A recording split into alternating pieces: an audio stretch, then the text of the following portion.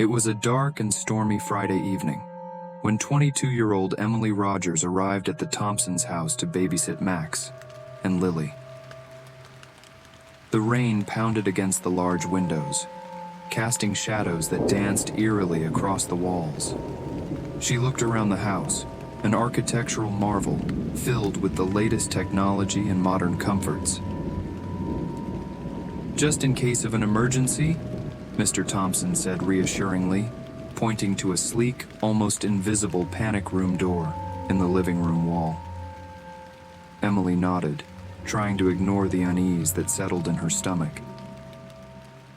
As the heavy front door closed behind the Thompsons, Emily took a deep breath, ready to start her evening with Max and Lily, unaware of the unsettling events about to unfold. The evening started smoothly. Emily played hide-and-seek with Max and Lily, their laughter echoing through the house. They settled on Monsters in the Dark, their favorite game. Suddenly, a gust of wind rustled through the house, causing a strange noise. "Emily, did you hear that?" Max asked, his eyes wide. "It's just the wind, buddy," Emily reassured him, though she felt a shiver. After dinner, she tucked the children into bed, reading them a story until they drifted off. Returning to the living room, she intended to relax with a book. Suddenly, she heard a faint, persistent scratching from the basement. Her heart pounded. Gathering her courage, Emily opened the basement door and peered into the darkness.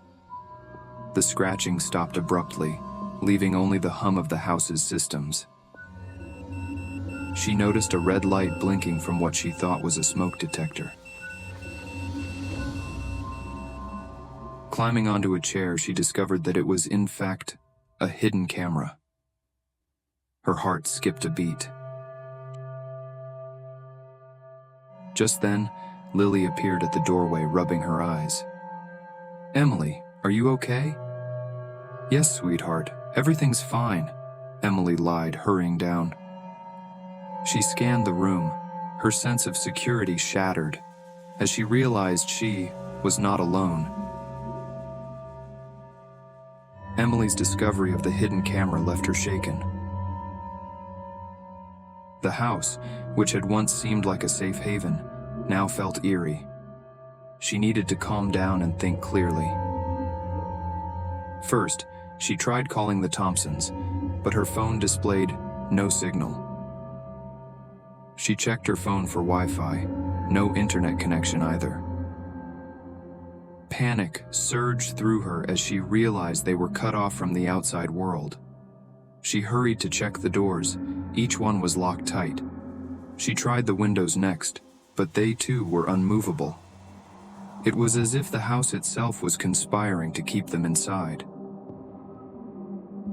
Returning to the living room, Emily's heart leapt into her throat when the TV flickered to life, displaying static. Words slowly emerged on the screen. "You are not alone." She quickly turned off the TV, her mind racing with fear. As she tried to gather her thoughts, the lights flickered, and the house was momentarily plunged into darkness. The wind outside howled louder, rattling the windows. Emily needed to protect Max and Lily. Rushing to their bedroom, she found them still asleep, blissfully unaware of the growing danger. She gently shook Max awake. "Max, sweetheart, we need to go to a safe place," she whispered, trying to keep her voice steady. Max blinked sleepily at her. "What's wrong, Emily?" "Just a little adventure," she said, forcing a smile. "We'll all sleep in the living room tonight." As they gathered blankets and pillows, Emily heard a low, mechanical hum, like the sound of a machine coming to life.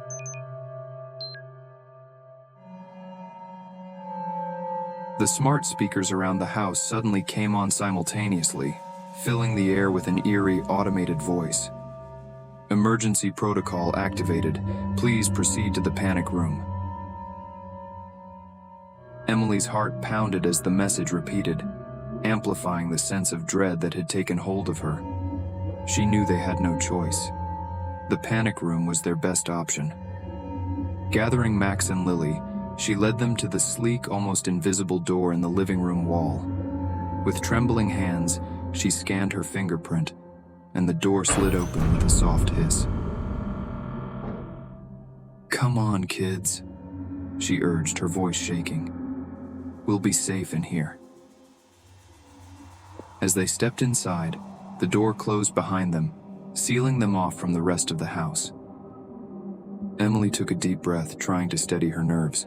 The panic room was supposed to be a sanctuary, a place of safety. For the moment, she felt a semblance of relief. The panic room was small, but well-equipped, with thick steel walls painted a sterile white. It had shelves stocked with bottled water, non-perishable food, a first aid kit, and other emergency supplies.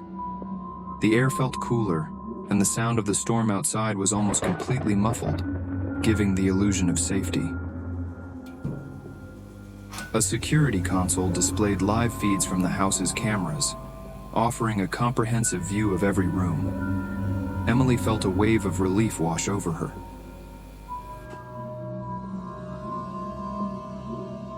"Everything's going to be okay," she whispered to Max and Lily, trying to reassure them, and herself. The children huddled close to her, their eyes wide with fear, but trusting her completely. As Emily settled in, she noticed a stack of supplies in the corner. She rifled through them, hoping to find something to calm the children.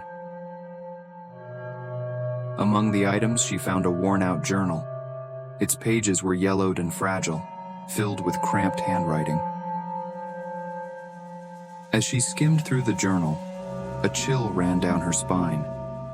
It belonged to a previous resident named Sarah, who detailed her growing paranoia and fear of being watched.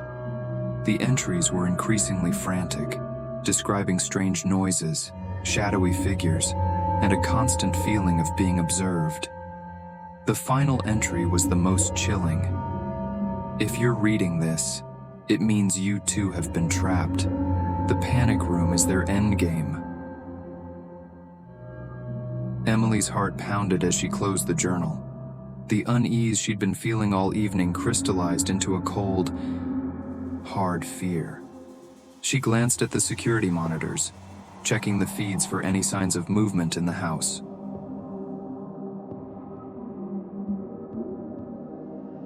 One feed caught her eye. She couldn't believe what she was seeing. Emily's breath caught in her throat. It was a live feed of the panic room itself. The slight delay in the footage was unmistakable. They were being watched, even here. The panic room, designed to be a sanctuary, was a sinister cell. The room's sterility now felt cold and clinical, like a cage made for observing lab rats. As Emily scanned the room, a horrifying realization dawned on her. This had been a deliberate plan to herd them into the panic room. A trap set by an unknown watcher. They had fallen right into it. Just then, she heard a soft click from the door. Her eyes darted to the green light above the door, the one that had reassured her of their safety. To her horror, it turned to red, bathing the room in a menacing crimson glow. Then came the soft hum of a biometric scanner. A cold, mechanical voice intoned, "Access granted." Emily's heart pounded. She clutched Max and Lily closer. A heavy, metallic clunk of the door unlocking echoed through the small room. Max and Lily clung to her, their small bodies trembling. She hugged them tightly, whispering, "It'll be okay." The door swung open, the red light spilling out, like blood, revealing the dark silhouette of their doom.